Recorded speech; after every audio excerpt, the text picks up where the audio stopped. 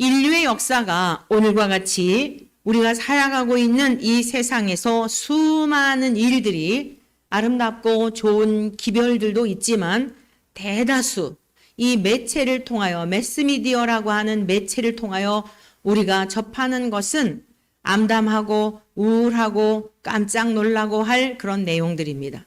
오히려 미담들은 숨겨져 있고 좋지 않은 그러한 이야기들이 살인에 대한 이야기, 전쟁에 대한 이야기, 처처에서 일어나는 사건, 사고들로 인한 그런 소식들. 그러한 소식들을 듣게 되면 마음이 어떻습니까? 마음이 여러분들도 우울해질 것입니다.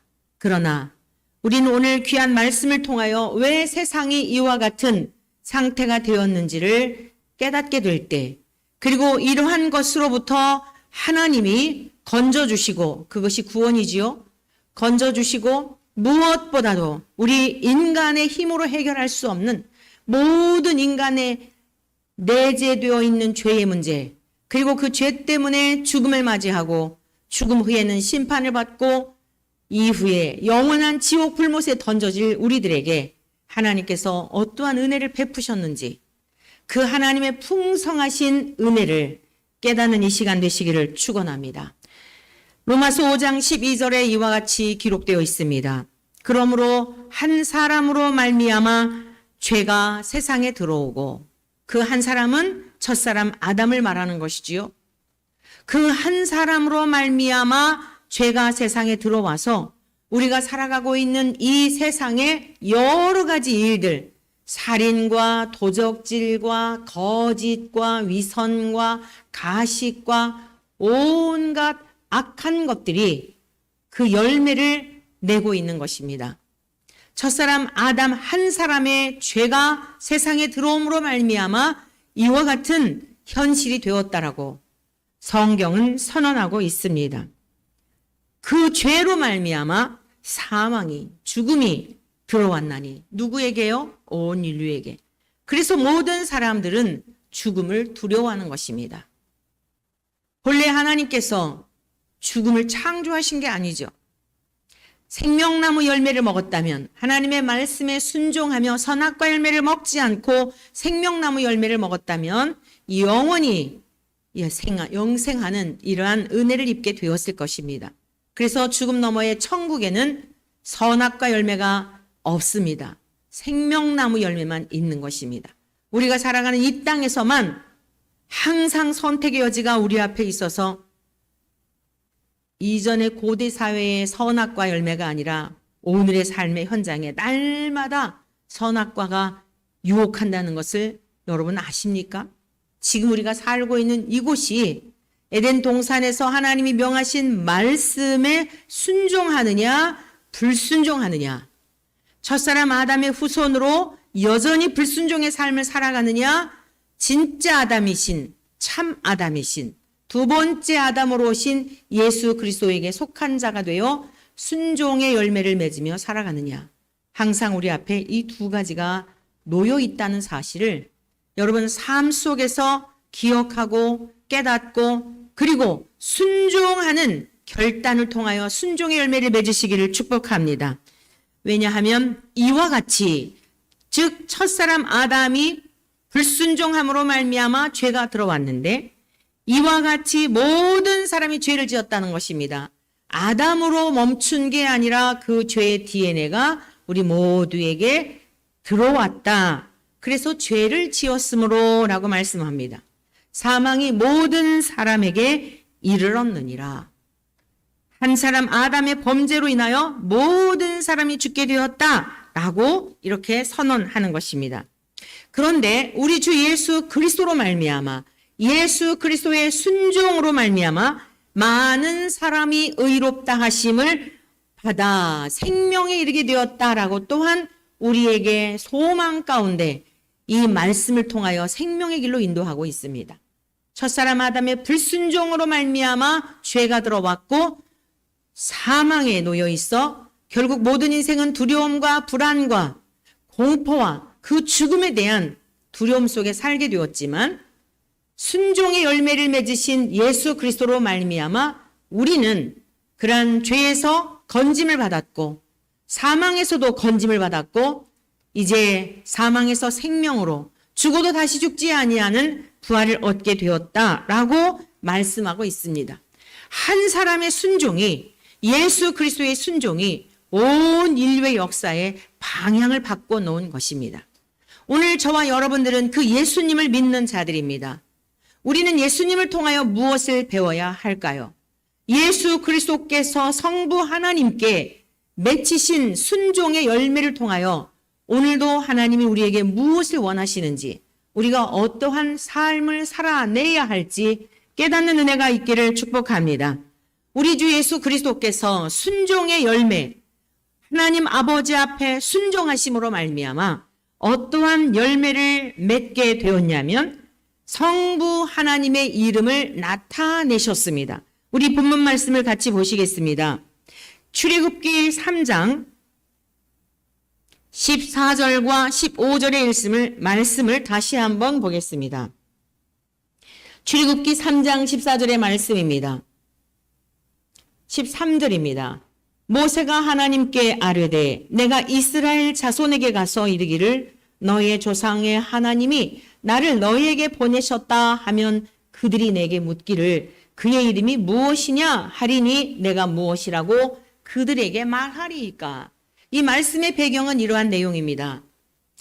하나님께서 믿음의 조상 아브라함을 부르시고 이방에 객이 되어 너의 후손들이 이방 땅의 노예로 객이 되어서 400년 동안 아주 고생을 하다가 이후에 내가 백성들을 끌어낼 것이다. 다시 가나안 땅으로 데리고 올 것이다 라고 믿음의 조상을 부르실 때에 이미 예고해 놓으셨습니다.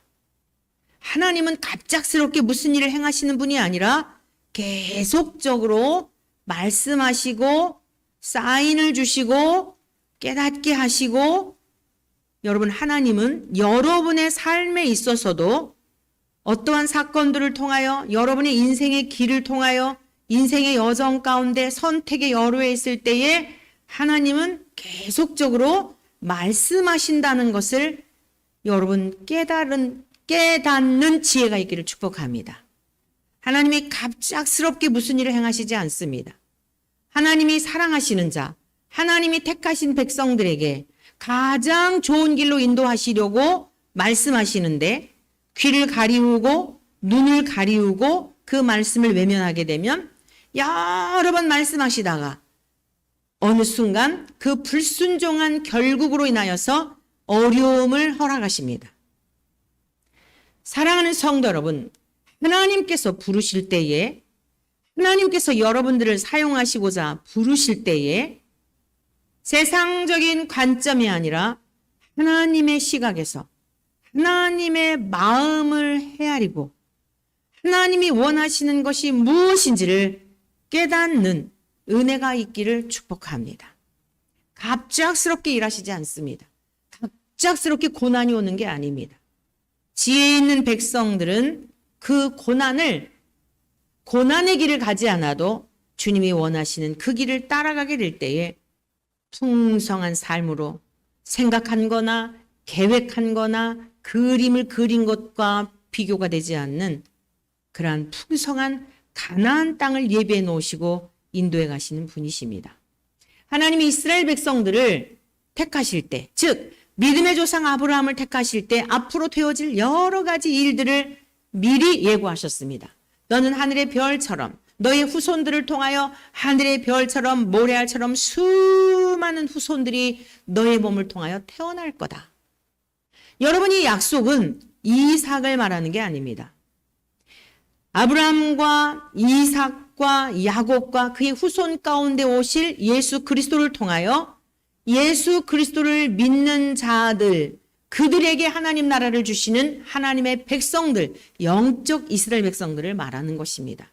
그 언약은 지금도 인류가 끝날 때까지, 인류의 종말이 있기 전까지 계속적으로 예수 그리스도를 믿는 자들에게 생명을 주시는 하나님의 자녀들을 찾아내시는 이 역사는 계속되고 있다는 사실을 믿으십시오. 하나님이 한 번 하신 약속은 반드시 이루시는 분입니다. 하나님은 아브라함을 갈대아 우르에서 우상을 숭배하고 세상의 것만을 탐하며 살아가는 그 세상 속에서 불러내셨습니다. 본래 아브라함을 부르신 게 아니라 그의 아버지를 불렀는데 아버지는 갈대아 우르라고 하는 곳이 너무 좋다 보니 거기 그냥 멈춰 있었습니다. 그리고 그 땅에서 죽었습니다. 그의 아들이 그 길을 간 겁니다. 아버지 데라가 본래 그 땅을 벗어나려고 하였지만 여러분 눈에 보여지는 게 너무 좋을 때 거기 정착하고자 할 때 그것으로 끝나는 것입니다. 우리 사랑하는 원천의 모든 성도님들은 육신의 눈을 열어서 저 영원한 세계에 가장 존귀한 가치를 볼 수 있는 우리의 모든 것을 다 투자하여도 결코 아깝지 않은 그 세계를 보는 것처럼 믿는 은혜가 있기를 축복합니다. 그런데 하나님이 이렇게 약속하신 언약이 아브라함 생전에 본 게 아닙니다. 400년 후에 너의 자손이 막 번성할 거다. 너의 자손이 번성을 하는데 400년 동안 이방 땅에서 애굽에서 종살이를 할 거야. 그러나 내가 반드시 구원해낼 거다. 드디어 하나님의 언약의 때가 되었습니다. 이스라엘 백성들은 그 바로의 수하에서 종살이하며 너무 고달팠습니다. 열심히 수고를 하여도 열심히 노력을 하여도 내 것이 되지 못하고 다 바로의 것이 되어 너무너무 힘들었습니다. 그런데 어땠을까요? 먹고 사는 일이 힘들었을까요? 아닙니다. 여러분 명심하십시오. 종노릇하여도 먹고 사는 일은 그렇게 힘든 것이 아니었어요. 그들이 광야에서 그런 얘기 하잖아요. 우리가 과거에 애굽에서 살 때는 그래도 고기도 먹었는데 마늘과 부추도 먹었는데 정력 강장제를 먹었는데 이건 뭐야? 사랑하는 성도 여러분, 이 땅에 살면서 먹고 마시고 풍족한 것에 속지 않기를 축원합니다. 광야에 살면서 박토인 것 같고 열매가 없는 것 같아도 하나님께서 공급해 주시는 그것을 먹고 사는 것이 복 있는 삶인 것을 믿으십시오. 그들은 애굽 땅을 동경했습니다. 그때 고기 먹었는데 여러분 근데 어떻지요? 종살이하면서 고기를 먹고 마늘을 먹고 부추를 먹고 자식을 씀뿍씀뿍 난다 할지라도 나의 소유는 아무것도 없는 것입니다. 그 나라를 유업으로 이을 수가 없는 것입니다. 그 나라는 하나님 앞에 다 쇠하는 것들입니다. 그런데 광야에서 여러분 그 하나님의 은혜를 망각하고 원망하고 불평하며 옛날을 회상하던 그 종살이하면서도 여전히 하나님의 은혜를 지금 광야에서 날마다 먹여주시는 은혜를 깨닫지 못한 1세대들은 얼마나 불행한 삶을 마쳤습니까? 늘 목마른 거예요. 늘 갈증나는 거예요. 하나님이 먹여주셔도 갈증나고 목마르다 하면 물을 주셔도 갈증이 나고 늘 마음의 불평과 원망과 이 땅에 대한 욕망으로 찌들어 있는 1세대들은 무려 하나님이 40년 동안을 기다리셨으나 40년을 기다리신 거예요. 그들이 깨닫고 하나님께로 돌아오고 하나님의 은혜를 은혜로 아는 그러한 자들이 되기를 바라셨던 거예요.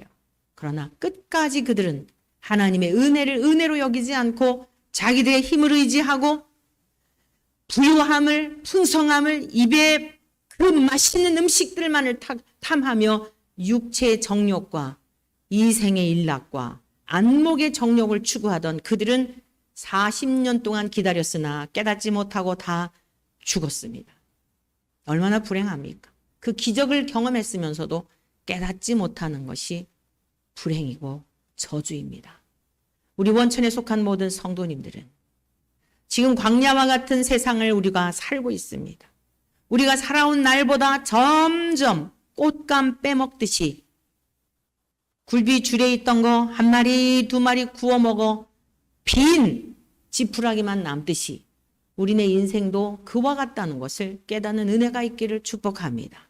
그런데 하나님의 백성들은 꽃감을 먹는 재미에 빠져 사는 인생들이 아니라 여러분 하나하나 사라져가는 것들을 보면서 주님 앞에 가게 될 그 날을 손꼽아 기다리며 소망 가운데 사는 자들인 것을 믿으시기를 축복합니다. 여러분, 정녕 누가 가나안 땅에 들어갔습니까? 가나안 땅에 들어간 자들은 만나 세대였습니다. 조상들을 보며 깨달은 겁니다. 아빠, 엄마를 보며 깨달은 겁니다. 저렇게 살면 하나님 앞에 진노를 당하는구나. 저렇게 살면 하나님 앞에 야단 맞는구나. 저렇게 살면 뱀이 나와 물려 죽는구나. 하나님이 내려주시는 만나를 보며 만나를 먹으며 깨닫는 만나 세대. 광야에서 태어난, 고난 가운데 태어난 이 세대들은 가나안 땅에 들어가게 됩니다. 여러분, 믿음의 후세대가 귀한 것은 무엇이 복인 줄 아십니까? 제가 지난주에 저희 큰딸 목회하고 있는 곳에 잠시 다녀왔습니다.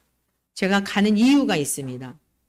신방을 가듯이 정말 내 육신의 자녀 이전에 믿음의 가문의 후손으로서 부모들이 바빠서 미치지 못하는 부분을 말씀으로 한마디라도 들려주고 그 아이들을 바로 세우기 위해서 가는 것이 가장 중요한 첫 번째 목적입니다.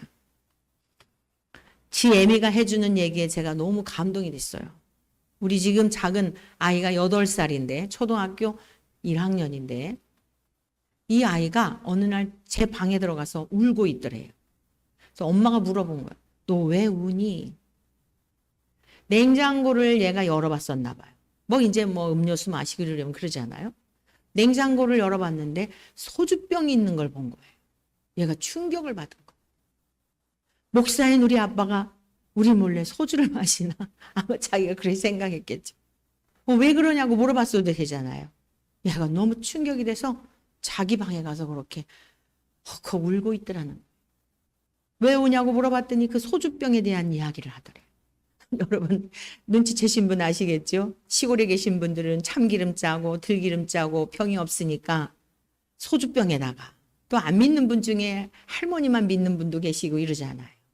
그 소주병에다가 참기름 들기름 짠 거를 사모님 드시라고, 목사님 드시라고 사택에 갖다 드린 거죠.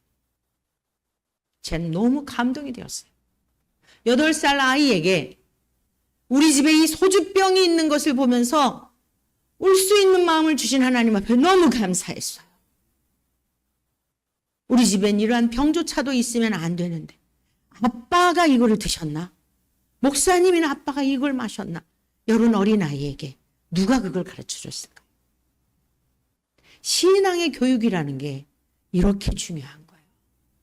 그걸 일일이 얘기하지 않아도 구별된 삶을, 그리스도인으로서의 성결한 삶을 살아야 한다는 것을 나도 모르게 스며든 것이죠. 전 얼마나 1만 마디의 어떤 말보다도 제 마음에 감동이 되었을까요? 또 이 아이가요, 그 교회에 70이 넘으신 장로님이 계신데 그 장로님에게 형님이라 그런대요. 형님이라 그런대요. 내년에 은퇴하시는 장로님이세요. 머리가 하얘시거든요. 제가 물어봤어요. 얘야, 너 왜 장로님한테 형님이라 그러니? 그랬더니 어느 날 제가 친구를 전도해서 교회를 왔는데요. 장로님 보고 할아버지라 그러더라고요. 그래서 친구한테요. 할아버지 아니야, 형아야 그랬대요. 그 뒤로부터 장로님에게 형님이라 그런대요. 근데 물어봤어요. 너 아무 데서나 형님이라 그러니? 그랬더니 아니요. 성도님들이 계실 때는 장로님이라 그러고요. 그냥 둘이 있고 그럴 때 형아라 그래요. 너무 감동이 됐어요. 노인분들은 할아버지라는 소리, 여러분들 여성분들 아줌마라는 소리 듣기 싫잖아요. 네? 아줌마가 현실인데 아줌마 소리 듣기 싫잖아요. 할아버지가 현실인데 할아버지 할머니 소리 듣는 거 별로 좋아하지 않잖아요. 얘가 어떻게 그런 생각을 하였을까? 너무 감동이 되더라고요. 사랑하는 성도 여러분, 어린아이일지라도 무엇인가 세상 생각하는 것들이 조금만 달라도 이렇게 감동이 되는데 저와 여러분들을 지으신 하나님께서 모두 다 땅의 것만 바라보며 살아가는 인생들 중에 반짝반짝 빛나는 흑암 중에 반딧불과 같이 작은 빛이라도 우리의 생각이, 우리의 가치관이, 우리가 꿈꾸는 것이 하나님 나라를 위한 것이라면 하나님께서 얼마나 기뻐하실까요? 어린아이의 모습을 보며 깊은 생각을 갖게 되었어요. 오늘 이스라엘 백성들 종살이하면서 그렇게 찌들었는데도 그 삶을 동경하는 겁니다. 모세는 그걸 너무도 봤어요. 어느 날 하나님이 모세를 부르셔서 이 백성들을 구출하라는 거예요. 자기가 왜 왕궁에서 도망갔지요? 자기 백성들을 도와주려고 하였는데 자기들끼리 싸우고 살인을 하고 도와주려고 하는 선한 의도를 거부하는 그 인생들의 쇠심줄 같은 그 마음을 알았던 거예요. 너무나 부담이 되었던 겁니다. 사람들이 얼마나 강팍한지, 얼마나 교만한지, 얼마나 짐승들처럼 땅의 것만 바라보며 사는지를 아는데 그 백성들을 끌어내라고 보내시겠다는 거예요. 모세는 너무 부담스러웠어요. 모세가 5번을 거부합니다. 너 이스라엘 백성들에게 가서 구출해라. 광야에 가서 예배드리게 해라. 하나님 나 못해요. 나중엔 하나님이 화를 내세요. 지금 이 장면은 하나님께서 부르실 때에 하나님, 제가 이스라엘 백성들에게 가서 여러분 이제 광야로 가서 하나님 앞에 예배를 드려야 합니다. 여러분들을 구출해내라 했습니다. 라고 하면 물을 겁니다. 이스라엘 백성들이 물을 건데 하나님이 누구냐? 라고 물을 건데 제가 뭐라고 답하죠? 지금 이 장면이에요. 하나님께서 친히 말씀하십니다. 자신을 밝히십니다. 나는 스스로 있는 자니라.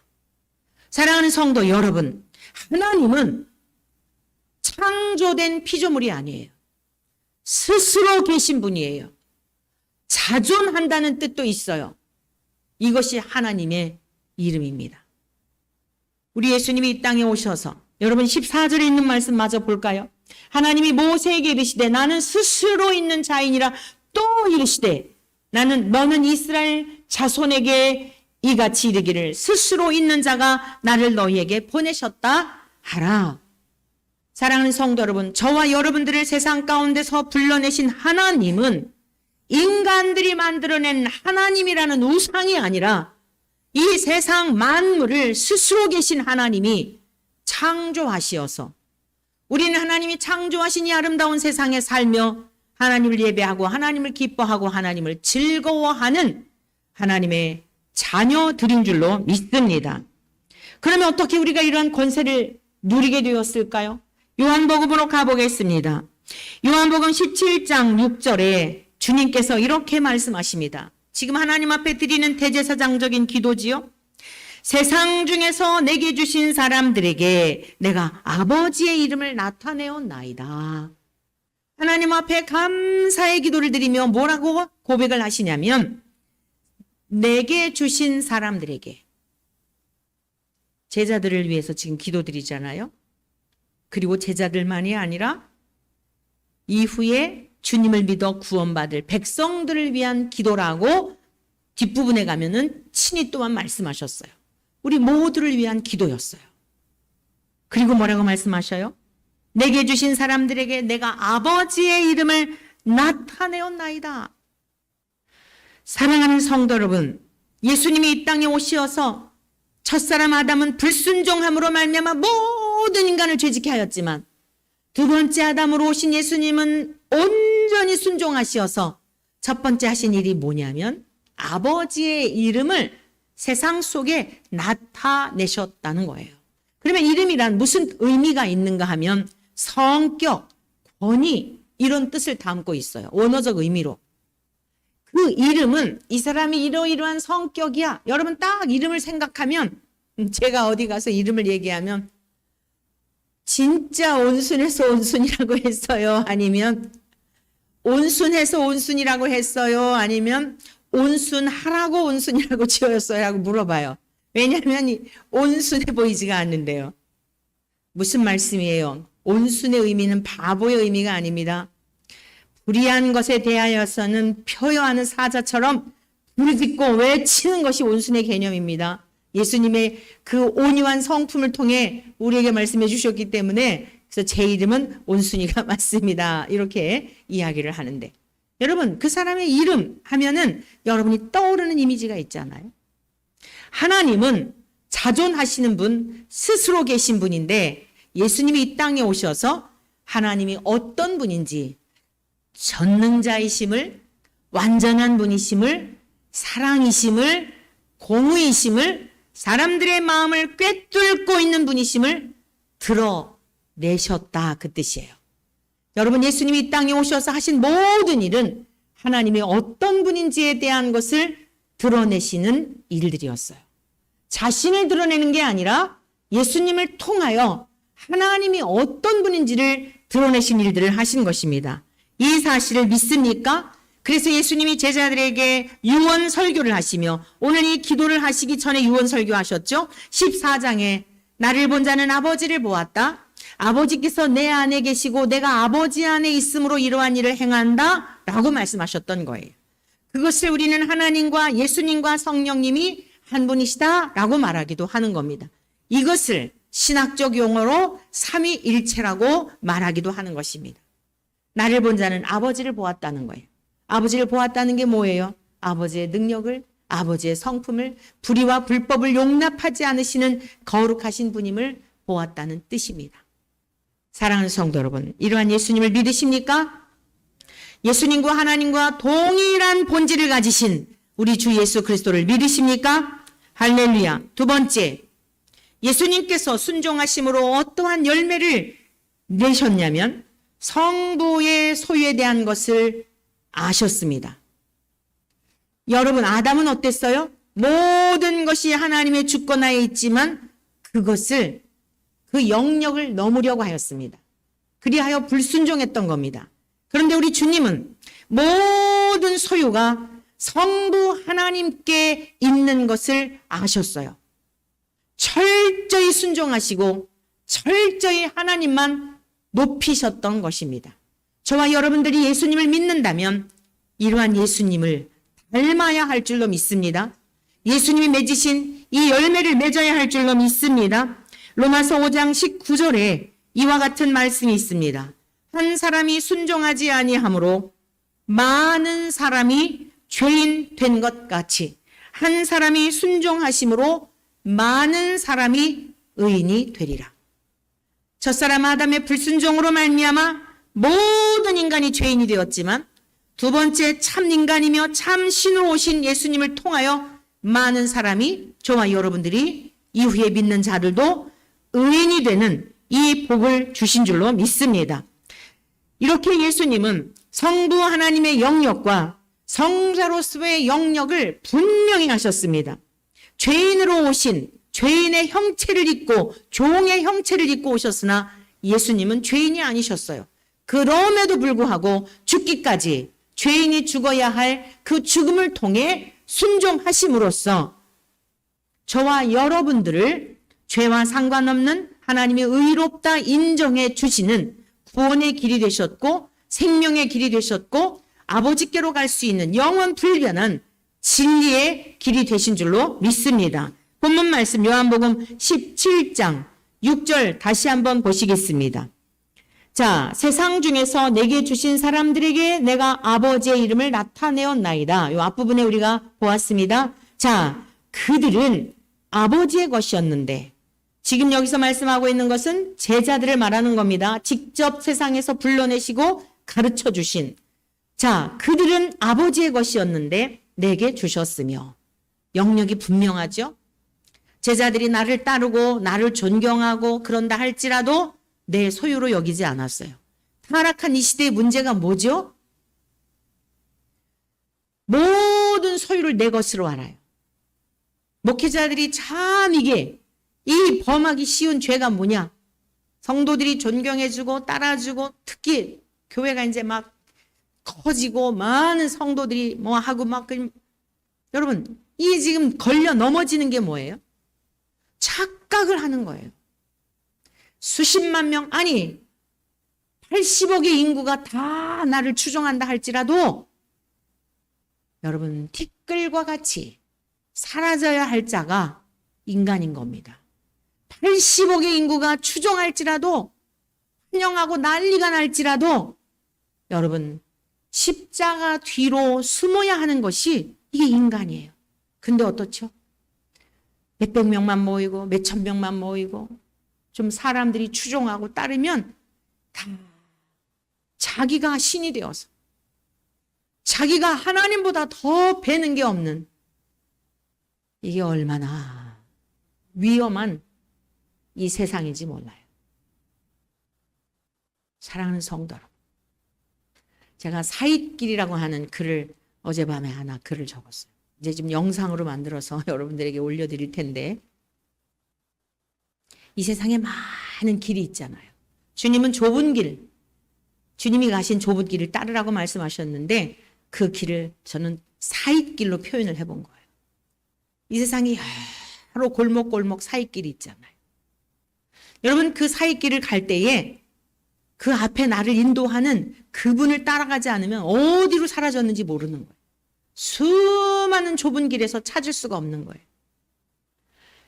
주님만 바라보며 따라가는데 오늘 갑자기 주님의 옷자락이 보이지 않는 겁니다. 마음이 얼마나 어렵죠? 주님을 보고 따라갔는데 인생에 어떤 문제가 만나고 좌우를 살피다 보면 주님이 어디로 가셨는지 몰라요. 여러분, 그럴 때는 어디로 와야 주님을 만날 수 있는지 아십니까? 잃어버렸던 자리로 돌아와야 돼요. 수많은 골목길에서 여기저기 찾아다니다가 주님 따라다니다가 기웃거리니 주님이 싹 사라졌는데 옷자락도 보이시지 않는데 어떻게 찾아요? 이 세상에 얼마나 많은 길들이 우리를 유혹하고 있는데, 물질로 유혹을 하고 권력으로 유혹을 하고 명예로 유혹을 하고 인기로 유혹을 하고 행복이라는 미명으로 유혹을 하고 얼마나 많은 길목들이 여러분을 유혹하는데, 그러면 여러분 마음에 참 평안이 있을까요? 만족이 있을까요? 여러분이 해답서를 아셔야 돼요. 잘 가고 있는 길은 감사와 기쁨과 평강과 아무리 고단해도 답이 있어요. 세상적인 평강이 아니라 뭐가 잘 되기 때문에, 돈벌이가 잘 되기 때문에, 남들이 인정해 주기 때문에 기쁨이 아니라 그것은 또 다른 목마름이 있어요. 다시 돈이 들어오지 않으면 어떡하지? 인기가 떨어지면 어떡하지? 여러분, 그건 모든 보편적인 사람들이 경험하는 거예요. 그런데 우리 주님이 가신 길을 따라가게 되면 그런 기쁨이 아니에요. 주님과 나만이 아는 기쁨이에요. 물질이 들어오지 않아도, 여러분 인기가 떨어져도, 다 떠나가도 주님과 나와 그 교제가 계속되면 그 안에 평강이 있는 거예요. 정말 제가 이제 세월이 가면 갈수록이 인생에 뱃살도 늘어나잖아요. 주름살도 늘어나잖아요. 여러 가지가 묵직해지잖아요. 정말 어제도 우리 이제 거기 도봉산에서 잠깐 이제 이렇게 산행이라기보다 산책이죠. 식사하고 산책하고 이제 카페에서 담소들을 나누는 그런 시간들을 가졌는데, 권사님 중에 한 분이 빨리 집에 가셔야 된다는, 다 끝나지 못했는데 딸람 씨가 이제 올 건, 또 어떤 권사님은 또 누가 집에 오기 때문에 못 온다는 거. 제가 그런 얘기를 했죠. 우리 인생이 가면 갈수록 짐이 덜어지는 게 아니라 짐이 하나씩 더해지는 거예요. 정말 이 짐은 더 많이 느껴요. 잠자는 시간만 쉬는 시간이지 늘 생각도 쉴 새가 없고, 요즘은 또 이런 교단의 이 악한 일들 때문에 잠시 차를 타고 가면서도 계속 글을 써야 하고 쉴 새가 없어요. 주님 나라 갈 때까지 이 땅에서는 쉴 새가 없는 거예요. 여러분, 그러면 왜 이렇게 내 인생에 짐이 많을까? 불평이 나올까요? 주님을 위한 일이기 때문에 이 모든 일들이 주님의 일이라고 생각하니 여러분 마음에 평강이 있는 거예요. 무슨 소득이 있는 것도 아니고, 지난번에 그런 생각이 들었어요. 이 변호사들이 이만큼 글을 쓰면 얼마를 돈을 벌 텐데, 물론 내가 무슨 이런 거 글을 쓴다고 원고료가 오는 것도 아니고, 오히려 사람들 등지기나 하고 오히려 막 그러기나 할 텐데, 순간적으로 그런 생각도 들더라고요.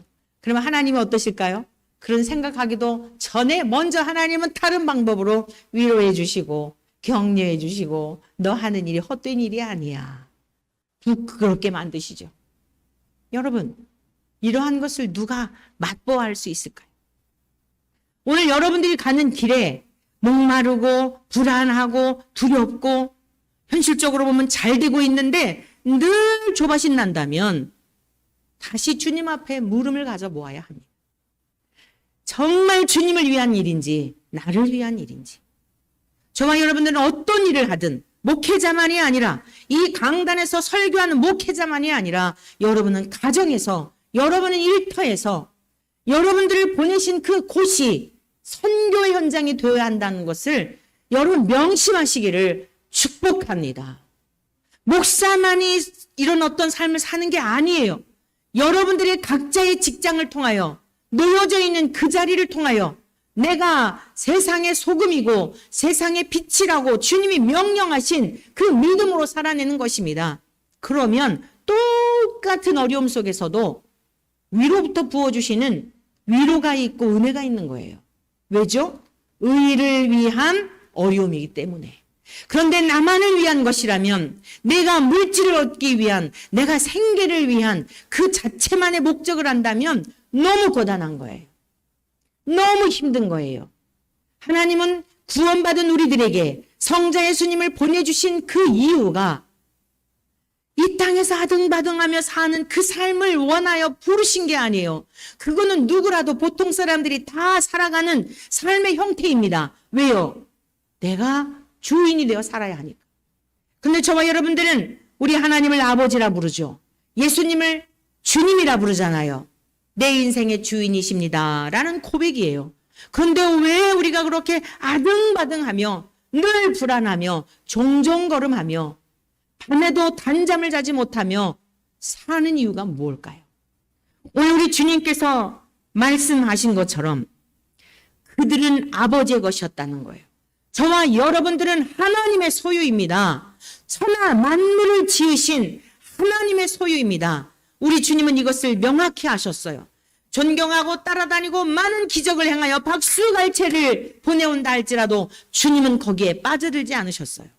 오직 저와 여러분들이 열망해야 할 것은 하나님과 나와의 관계성 속에서 아버지와 자녀의 관계에서 누림의 삶을 원하시는 것을 깨달으시기를 축복합니다. 그러면서 뭐라고 말씀하셔요? 내게 주신 것이 다 아버지로부터 온 것인 줄 알았나이다. 여러분 제자들은요, 지금 예수님이 어떤 분인지를 명확히 안 게 아니에요. 그런데 예수님은 미리 믿어주신 거예요. 오늘 저와 여러분들이 말씀을 들을 때 나는 아직도 멀었네, 내가 언제 그런 삶을 살까라고 할 수도 있지만 하나님은 여러분의 연약함과 저의 연약함과 모든 부족함을 아시면서도 믿어주시고 기다려주시고 감격하시는 분인 것을 여러분 믿으시기를 축원합니다. 제가 우리 손주 자랑인지 뭔지는 모르지만 잠깐 얘기했잖아요. 그 아이의 어떤 그 모습에서 제가 나름대로 재해석하며 감동 먹은 이야기를 드렸잖아요. 이 아이가 앞으로 살아가는 인생의 여정이 굉장히 장구한데 그 순간순간 단편적인 것을 보며 감동을 받잖아요. 저와 여러분을 지으신 아버지는 오죽하시겠어요. 여러분의 연약함 속에서도 하나님을 기뻐하시는 것은 무엇인가? 하나님을 아는 믿음이에요. 하나님이 어떤 분인지를 아는 거예요. 자기를 찾는 자들에게 상 주시는 이심을 믿을 때에 하나님은 기뻐하시는 줄로 믿습니다. 엊그제요, 우편물을 붙이기 위해서 잠깐 요 앞에 1단지에 있는 그 상가에 들렸는데 이제 그거를 마치고 나왔는데 어느 두 여인이 프라이팬 같은 거 요거를 들고 가면서 그렇게 좋아하는 거예요. 제 생각에 이건 그냥 저희 자의적인 해석인데 똑같은 거를 두 개를 받았는데 그렇게 좋아하는 거예요. 아마 사은품을 받은 게 아닌가 그런 생각이 들면서 괜히 뒤따라가면서 저도 덩달아 기분이 좋더라고요. 여러분 그 가치를 따지면 얼마나 될까요? 그런데 그렇게 기뻐하는 게 서로 마주보면서 그냥 차에다가 실으면서 무엇을 깨달았을까요? 장차 주님 나라에 가면 여러분들이 행했던 모든 일들을 하나도 잊지 아니하시고 다 계수하여 상 주시는 분인 것을 믿으시기를 축원합니다. 영화 배우들 뭐 청룡 영화상 연말이 되면 시상식들 하잖아요. 무슨 상 무슨 상. 여러분 학교 아이들 졸업할 때 무슨 상 무슨 상 상을 주잖아요. 우리 어렸을 때는요 뭐 개근상, 우등상, 교장상, 뭐 동창회장상 뭐 이런 거 이게 딱 몇 가지 있었어요. 근데 요즘은 아이들을 다 주잖아요. 그게 사실 성경적인 것 같아요. 천국에 일단 가게 되면 여러분들이 드렸던 기도, 여러분들이 구제했던 거, 주님의 이름으로 누군가에게 냉수 한 그릇 대접했던 거, 여러분 나그네를 대접했던 거 전부 기록하고 계세요. 여러분들이 빵집이나 어디 카페 같은 데 가서 포인트 적립하죠. 그 포인트를 가지고 또 무엇을 사죠? 하물며 공의로우신 하나님께서 여러분이 주님의 이름으로 행한 것에 대하여 그 상을 잊으시겠습니까? 히브리서 11장 6절에 명확하게 말씀하고 계세요. 믿음이 없이는 기쁘시게 못하나니 하나님께 나아가는 자는 반드시 하나님이 계신 것과, 여러분 하나님이 계시다고 하면 함부로 살 수 있어요? 우리의 마음의 생각과 행동을 다 들여다보고 계시는데 함부로 생각하고 함부로 행동할 수 있을까요? 그렇게 했다가도 얼른 돌이키겠죠? 두 번째, 하나님이 계신 것과 자기를 찾는 자들에게 상 주시는 이심을 믿어야 할지니라. 여러분 오늘 주님께서 순종의 열매를 맺으시며 인정해 주신 게 뭐예요? 안다고 그것을, 성부의 소유에 대한 것을 안다고 고백하며 기도를 드린 거예요. 무슨 뜻이죠? 알라는 것입니다. 저와 여러분들이 알아야 한다는 거예요. 하나님의 소유를 알아야 하고 하나님의 능력을 알아야 하고 하나님의 권세를 알아야 하고 하나님이 장차 우리에게 어떻게 대우해 주실지를 알아야 한다고 기도를 드렸다 이 말씀입니다. 오늘 저와 여러분들 이 귀한 하나님을 아는 지혜가 날로 도하여 가기를 간절히 축원합니다. 세 번째, 성부와 성자의 관계를 믿음에 대한 말씀입니다. 1절입니다. 자, 우리 다 같이 한 목소리로 읽습니다. 나는 아버지께서 내게 주신 말씀들을 그들에게 주었사오며 그들은 이것을 받고 내가 아버지께로부터 나온 줄을 참으로 아오며 아버지께서 나를 보내신 줄도 믿었사옵나이다. 이제 저와 여러분들이 맺어야 할 열매입니다. 우리 주님께서 성부 하나님께 순종하심으로 와서 모든 소유는 하나님께 있습니다. 이 제자들도 구원받을 모든 영혼들도 저를 따르고 추종하고 감격하지만 아닙니다. 아버지의 것입니다. 이게 우리 주님의 성품이고 우리 주님이 순종하심으로 맺히신 열매예요. 그런데 오늘 이 8절에 있는 말씀은 무엇입니까? 전적으로 믿어주신 거예요. 예수님이 누구신지를 알았고 믿었고 오늘 저와 여러분들이 아직 희미하고 신앙생활이 아주 명확하지 않아도 주님은 여전히 성령님을 통하여 이 시간까지 기도하고 계시는 줄로 믿습니다. 그러므로 우리들이 신앙생활 하다가 이제 한 해 동안을 돌아보면 많은 순간들 넘어질 때도 있었고 마음이 힘들 때도 있었고 중요한 건 뭐예요? 오늘 이 자리에 나와 있다는 거예요. 승리하신 줄로 믿습니다. 지나온 과거를 돌아보지 마시고 앞으로 달려갈 길이 바빠요. 여러분 한 해 동안 여러분의 마음을 힘들게 한 일들도 있었을 거예요. 어리석은 자는 뭐냐? 자꾸 과거만 회상하는 거예요. 속상하게 했던 사람만 묵상하는 거예요. 여러분의 영혼을 갉아먹는 겁니다. 명심하세요.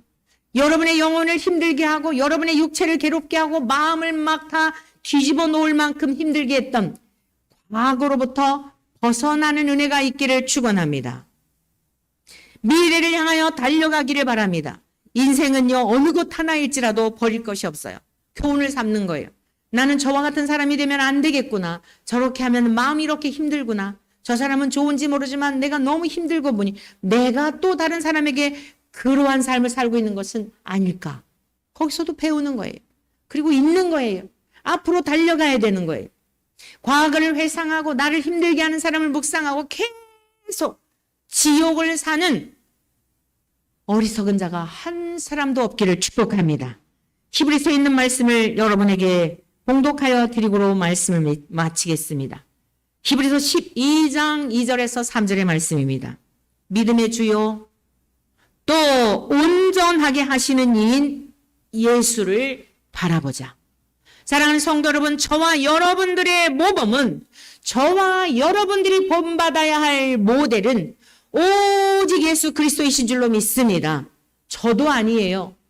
그냥 저는 여러분들에게, 목회자는 여러분들을 주님께로 안내하는 안내자에 불과하고, 신부인 여러분들을 참 신랑이신 예수님께 중매하는 중매장에 불과해요. 저희들 또한 참 신랑이신 주님에게 붙어 있어 영원한 주님의 나라에서 안식을 누릴 그 나라를 소망하며 함께 가는 길벗에 불과한 것입니다.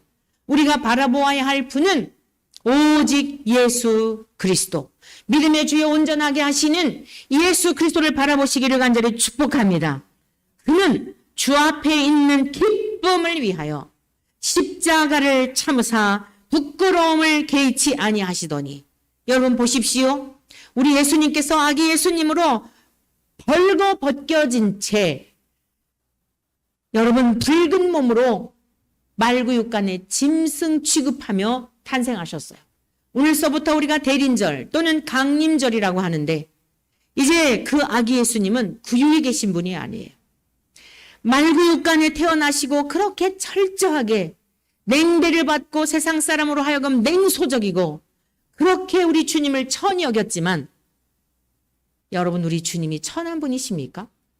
십자가에서 마지막 벌거 벗겨진 채 오늘 이 기도를 드리고 나 몇 시간 후면은 잡혀가시고 유다의 배신으로 말미암아 종의 값이 는 30냥에 팔려서 십자가에 돌아가실 걸 아시면서도 우리 주님이 지금 무슨 기도를 드리셨어요? 제자들을 믿어주시고 나를 안다고 믿어주시고 나를 믿었다고 믿어주신 거야. 다 도망갈 걸 아시면서도. 그런데 히브리서 기자가 뭐라고 표현을 하고 있어요? 우리 주님께서 십자가에서 처참한 죽으신 것을 아시면서도 기쁨으로 그 수치를 참으셨다는 거예요. 왜죠? 내가 죽고 난 다음에 이제 머지않아 나를 살리실, 아버지께서 나를 살리실 것인데, 그때 나로 말미암아 구원을 받아 아버지의 소유된 자들이 구원을 받고 자녀가 되는 그것을 생각하니, 그 미래를 생각하니 죽음으로 모든 사망 권세를 깨치시고 부활하셔서 믿는 자들에게 영생을 주신 그 미래를 바라보니 기쁨으로 그 고난을 참으셨다는 겁니다. 오늘 진정한 그리스도인이라고 한다면 저와 여러분들도 오늘 우리에게 주어진 삶의 현장에서 주님을 바라보며 낙심하지 말고, 여러분을 힘들게 하는 그 사람들을 묵상하며 귀한 시간 허비하지 말고, 부끄러움을 참으신, 우리의 죄값을 지불하시기 위하여 부끄러움을 참으시사 끝날에 승리하신 주님을 본받고 주님을 닮아가는 저와 여러분 되시기를 축원합니다. 그리할 때 하나님 보좌 우편에 앉으셨느니라. 너희가 피곤하여 낙심하지 않기 위하여 죄인들이 이같이 자기에게 거역한 일을 참으신 일을 생각하라. 저와 여러분들이 거역하고 때로는 불순종하고 때로는 불신하고 그럴지라도 끝까지 참고 인내하시며 종국에는 부활하신 주님과 함께 여러분 모두에게, 우리 모두에게 부활 생명을 허락하여 주시는 아버지의 사랑을 믿으심으로 말미암아 이제 주님이 맺히셨던 순종의 열매를 우리들이 맺는, 하나님 앞에 이런 열매를 맺혀드리는 하나님의 기쁨과 자랑과 면류관이 되시기를 주님의 이름으로 간절히 축원합니다.